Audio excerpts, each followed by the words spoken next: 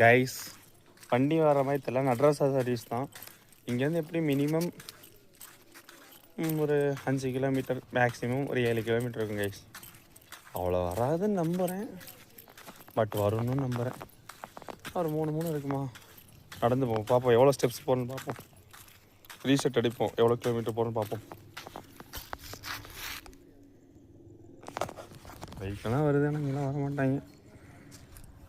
நமக்கு ப்ராப்ளம் என்னன்னா, அவசர சிகிச்சை வருது. அவசர சிகிச்சையில் ஒரு அவசர வேலையாக இருக்கேன், அதுதான் ப்ராப்ளம். அன்றைக்கி தான் போலீஸ்காரங்க வந்தாலும் நல்லாயிருக்கும், ஏற்றி விடுவாங்க. தண்ணிலாம் அழகாக தெரியுது. அப்படி எல்லா வருஷத்தில் பார்த்துக்கிட்டே போகலான்ட்ருக்கேன்.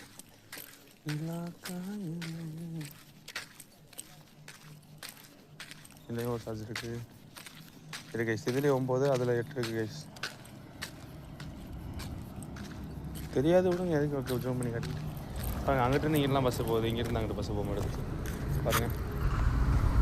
போகுது பின்னாடி. என்ன நியாயம் இது? தமிழ்நாடு மக்களே, இதுதான் நிலவரம். நான் ஒருத்தர் தனியாக போகிறதுக்காகலாம் எனக்கு பஸ் விடணும்லாம் சொல்லலை. இருந்தாலும் என்னையுமே ஒரு 4-5 பேர் தனியாக போவாங்கல்ல, அவங்களும் சேர்த்து பேசிக்கிட்டு இருக்கேன்.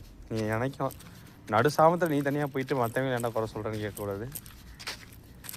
ஏதோ ஒரு எமர்ஜென்சி சுச்சுவேஷன், இங்கேருந்து அங்கே போகணும், அங்கேருந்து இங்கே வரணும்னா என்ன பண்ண முடியும்?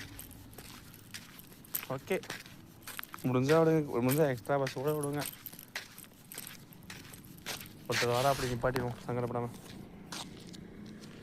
ப்ரோ அண்ணா நிப்பாட்டுண்ணா, தனியாக இருக்கேண்ணா.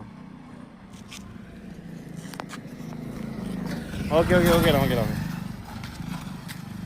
பால் வண்டி ஏற்றிட்டு போகிற அப்படி மனுஷன். ஓகேண்ணா, சரி பார்த்து போங்க. பால் வண்டி ஏற்றிட்டு போகிற எனக்கு கண்ணு தெரியல ப்ரோ. ப்ரோன்ட்டு கண்ணு தெரிலங்க, நமக்கு என்ன தெரியும். ரத்தினம். இங்கே தான் நிப்பாட்டிடுவாங்க ரத்தினம் பஸ்ஸை. ப்ரைவேட் பஸ் அடிச்சு ஓட்டுவாங்க, பங்கமாக ஓட்டுவாங்க. அப்படியே பின்னாடி காட்டுவோம், எவ்வளோ நேரம் நம்ம முகம் கட்டியோ காட்ட. கொஞ்சம் ஏஸ்தட்டிக்னு சொல்ல முடியாது இந்த விஷயத்தை. இந்தியன் ஆயில் அப்படி பொறுமையாக லக்கி ரெசிடென்சி இருக்குது. இது அங்கே பார்த்தோம்ல கைஸ், லக்கி தேட்டர், அதோட லக்கி ரெசிடென்சி. அது போக வேறு ஏதாவது இருக்குதுன்னு சொன்னால், அப்படி என்ன சொன்னாலும் தெரில. BOB, bank of India. Bank of இந்தியானா பிஓபி, எனக்கு இப்போ தான் தெரியும். ஐஓபினா